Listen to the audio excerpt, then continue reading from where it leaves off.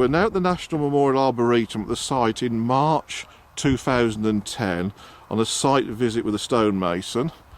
Ahead of the picture now you can just see, where are we? Let me just zoom in.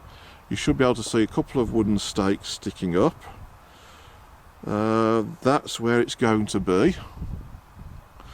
In front of it we've got what's known as the British Legion poppy field, which at the moment is they're seeding it all, and that faces down almost due east towards the river with two avenues of trees either side, and here we have the stonemason coming with them. I'm standing now roughly where the centre point of the memorial will be, where the obelisk is, stretching out in front of me for probably a good best part of half a mile, at least 500-600 yards, is the poppy field, which looks a bit of a mess because it is March and they're reseeding it at the moment.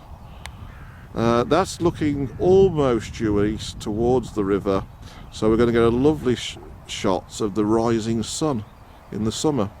At the far end there is the WVS bench, and in the summer this looks an absolute mass of colour, poppies and cornflowers. There you go. On the ground you can see a mock section of the surrounding bench stroke wall in its right proportion, with the central obelisk standing 18 foot high, and there's a man stood behind it hiding.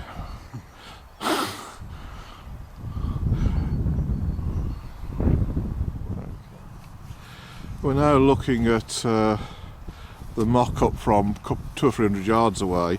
The actual true site is slightly over to the left, just in front of where Stella is.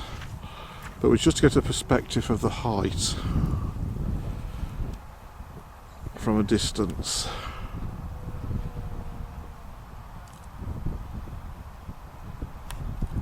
Quite a good idea that Andrew's holding it, because it gives you the perspective, doesn't it? Yeah. What we're looking at now is we've just sawn 2 foot off it. It's now 16 foot high instead of 18 foot high because we're trying to get the proportions right. And in actual fact, we're starting to come to the opinion that it looks better at 16 foot instead of 18 foot central obelisk.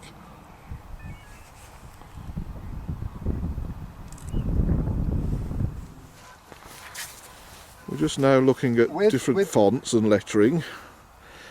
With gilded lettering, on the red, it will be quite apparent.